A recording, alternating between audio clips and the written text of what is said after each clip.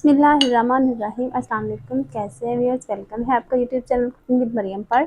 आज मैं आपके लिए एक बहुत ही ऑथेंटिक और एक बहुत ही अच्छी रेसिपी लेके आई हूँ। आज मैं आपके साथ शेयर करने जा रही हूँ मलाई से मक्खन बनाने का तरीका। मेरी बहुत सी बहनों को भाइयों को प्रॉब्लम होती है, जब वो मक्खन निकालते हैं तो या तो वो बहुत ज़्यादा पतला हो जाता है, हाथों से चिपक जाता है, उनके साथ नहीं निकलता।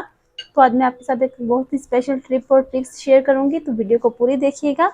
चलिए रेसिपी बनाना करते हैं स्टार्ट। मेरे पास मलाई थी तकरीबन 1 हफ्ता हो गया इसे मैं जमा करते हुए।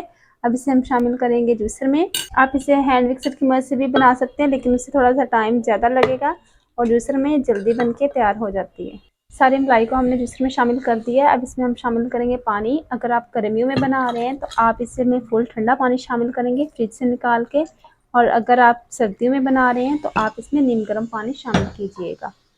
पानी शामिल करने के बाद हम ढक्कन को कर देंगे बंद और 3 से 4 मिनट इसे अच्छे से ग्राइंड करेंगे।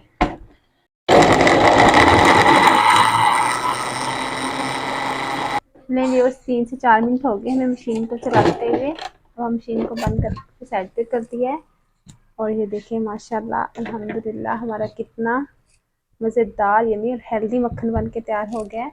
अब इसे हम एक बाउल में निकाल लेंगे। आप छलनी की मदद से, कपड़े की मदद से और ऐसे हैंड की मदद से भी निकाल सकते हैं। ये देखिए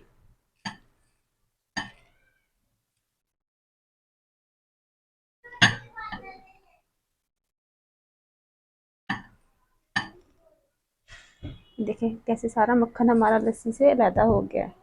अब इसमें हम शामिल करेंगे ठंडा पानी, ताकि इसकी एक टिक्की से बना लें हम और हमारे हाथों को बिना चिपके और इसमें से सारा ये एक्स्ट्रा लस्सी अलहदा हो जाए। ये देखिए बिल्कुल इस तरह।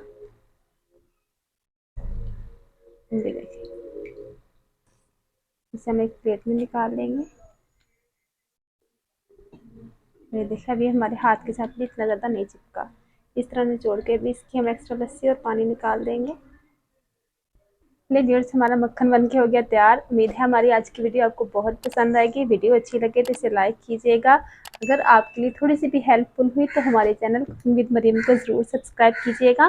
मिलते हैं एक नई रेसिपी में, एक नई वीडियो में। तब तक हमें इजाज़त दीजिए। अल्लाह हाफिज़।